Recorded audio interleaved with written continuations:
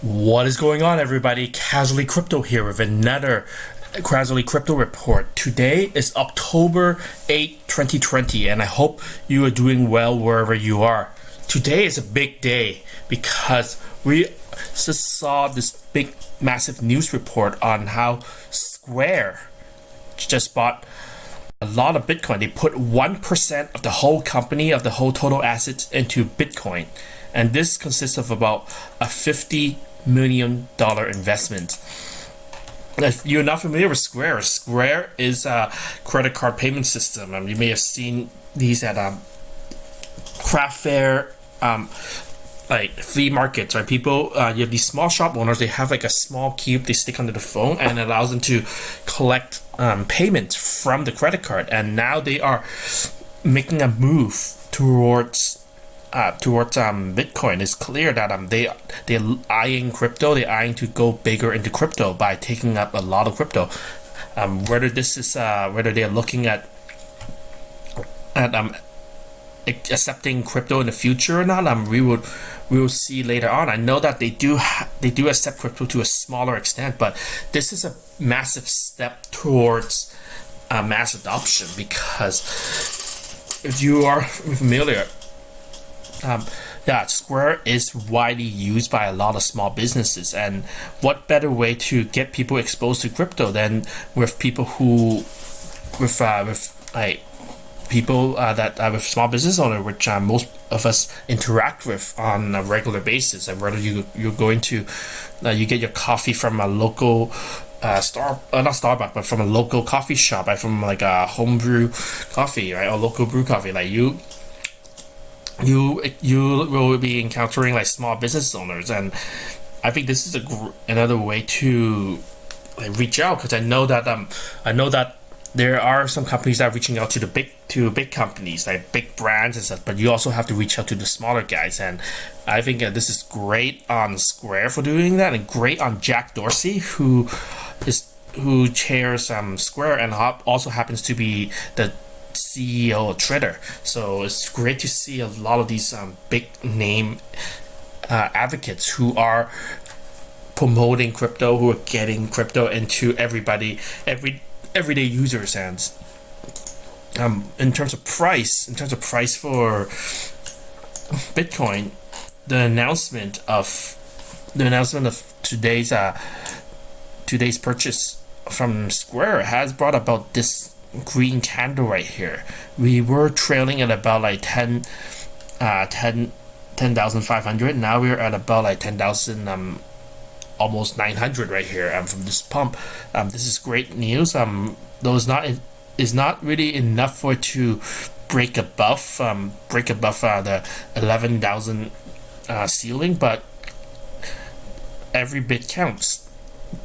And hopefully this is the beginning of a larger run-up of different crypto companies, or even non-crypto companies who want to get in on crypto, because a lot of companies, they are seeing that crypto is going big. You have like companies like MicroStrategies, who put in $450 million into Bitcoin a couple weeks ago, and now you have not Twitter, but Square with 50 million. I'm expecting we'll be seeing more and more companies getting in on crypto in the next 12 to 24 months, because a lot of them know that crypto is taking off. The next bull cycle is coming. We know that because the market usually works in cycles. You have exuberance followed by a crash and capitulation, and from there you start having a run up again. And where Bitcoin is at right now, we had our run up in 2018, 2017, and then we started going down in 2018. We capitulated down to 3,000 at the end of 2018, and now we are in this rebuilding mode. Right, we're starting to rebuild. We're starting to get back. Right, people are accumulating. We had like some setbacks, like the lockout, and even though right now we're seeing Bitcoin being aligned with the U.S. equities markets, we will that also shows that more and more institutional monies are flowing in, and that's what is needed. I mean, like compared to institutional money, like Bitcoin is small and has massive potential to grow. So this is wonderful news. And in terms of what I believe will be next for Bitcoin, we do have a couple points to look at. 11,000 is one major contested point. It is the ceiling that we have tried breaking through in the past. It was also served as a support where we broke through last time. So we do need to break through that before we see any massive growth. In terms of a bottom, 10,500, 10,400 is a bottom we have to look for. And what I could see in the short term is we may squiggle around. If you can draw this, we may squiggle around this like pie piece right here, the triangle piece, before we either move up or we have another move down. We don't know for sure, but what could happen can be any guesses. I mean, in terms of moving up, there's a lot of great reasons to move up, but in terms with new people coming in, new institution, new buyers, and new developers in the crypto space, but also there's also reasons for it to move down as well too. And moving down involves unless Bitcoin can decouple from the U.S. equities market, it will always be considered as a risk-on asset. And for that reason, if the U.S. equities markets do see that crash that a lot of people are expecting, Bitcoin may crash as well too. Fortunately, there are some support points like this purple line that used to be a resistance line, but now is a support line. Bitcoin will, I'm not saying we will, but we may see some relief and support from this line. But ultimately, it is based on what the market sentiment is. So don't throw all your money into Bitcoin at the moment. I mean, remember, do your due diligence.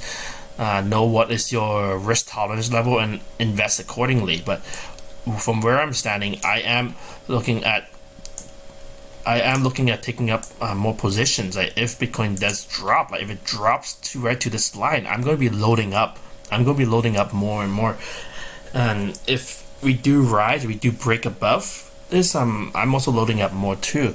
But in the meantime, I'm just keeping my eye on this and just watching it as we go, because eventually I do believe that Bitcoin will hit like $20,000 sometime in between 2021 and 2022. And there's just a lot of reasons for that. A lot of support, a lot of new development in the space. So yeah, so that's everything. And lastly, I do want to show you this visualization chart. This visualization from blockchaincenter.net. They have this visualization showing all the Bitcoin in the world. And right now you have a lot of coins out on exchanges. Some that are zombie coins. And then you have like massive big players like Grayscale, how they have like a lot of coins. And then you have like coins from MicroStrategy. But what I want to bring attention to is this last section right here, where there's just not really a lot of Bitcoin left to be mined. You can see like everything else up here was all the Bitcoin that has been mined, and this is all the Bitcoin that remains to be mined. And there's not really a lot. And now we're seeing people like big guys like claiming their share, and it would be unfortunate like if you miss out on this. And that is why I'm pretty excited about where Bitcoin is going, that as the supply continues to be reduced, the value will go up. That's just how supply and demand works. That's how economic works. So yeah, so I'll leave this to you as a way to end this video. Thanks for watching, everybody. If you like this video, remember to like this video, hit the little bell notification icon and subscribe, and I hope to see you at the next video. Peace and love, my friends. God bless.